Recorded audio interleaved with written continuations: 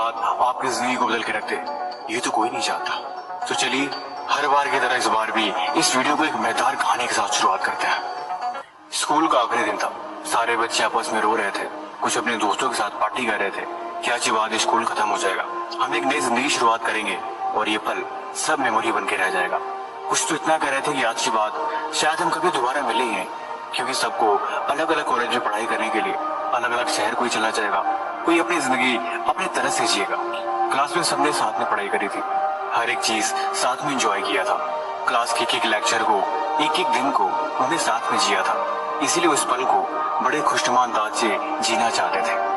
Class के आखिरी दिन में टीचर आए और बोले, बच्चों आखिरी दिन आ गया है। बच्चों से तुम सब सुनते आए होगे कि एक दिन तुम्हें बड़ा होना है, तुम बड़े हो जाओगे, तुम्हारे ऊपर जिम्मेदारी आएंगी।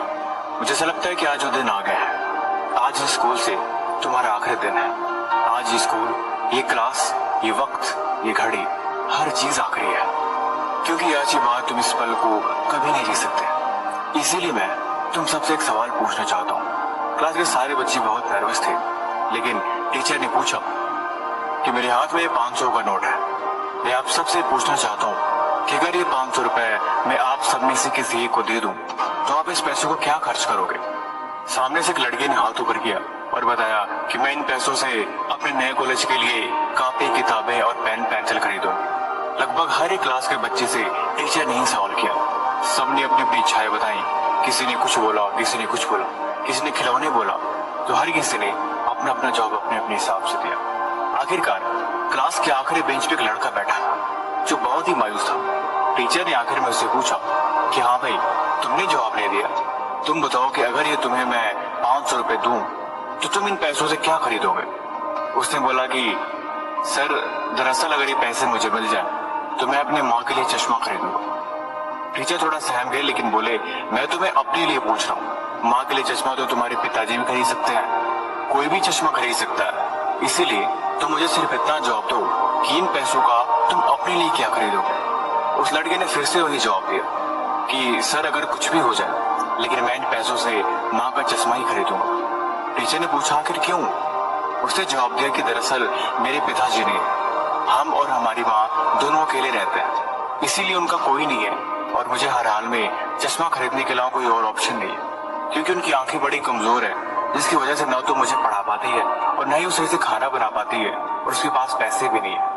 इसीलिए उसका चश्मा खरीदना बहुत जरूरी है। मैं कोशिश करता हूँ कि मैं दिन रात मेहनत करके थोड़े पैसे इकट्ठा करके उसकी आंख बनवा सकूं। इतना सुनते ही टीचर की आंखों में आंसू आ गए।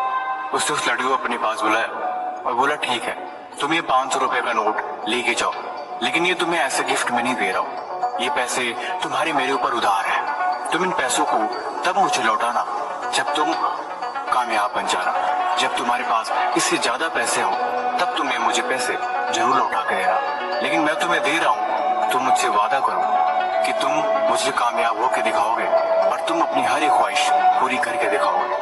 धीरे धीरे वक्त गुजरता गया, 5-10 साल बीत गए। आखिरकार वो मास्टर जी बहुत बूढ़े हो चले थे। अब उनकी आंखों से खुद उन्हें दिखाई नहीं दे रहा था, लेकिन फिर भी वो उसी स्कूल में पढ़ाते थे। एक समय वो अपने क्लास में पढ़ा रहे थे, तब तो स्कूल के बाहर 3-4 गाड़ियां जिनके ऊपर लाल बत्ती लगी थी, जोर शोर के साथ स्कूल के अंदर प्रवेश किया। सारे बच्चे डर गए कि शायद कोई अधिकारी जांच पड़ताल के लिए स्कूल में आया।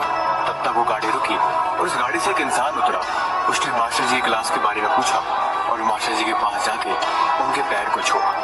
मास्टर जी ने उसे पहचाना नहीं और वो बोले, साहब, आप कौन हैं और आप मेरे पैर क्यों छू रहे हैं? उसने जवाब दिया कि आप मुझे साहब मत कहिए, मैं तो आपका कर्जदार और मैं अपने कर्ज को अदा करने ही आज आपके पास आया।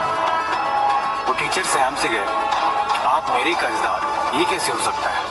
उसने बोला, हाँ, ये सही बात है, मैं आपका कर्जदार हूँ।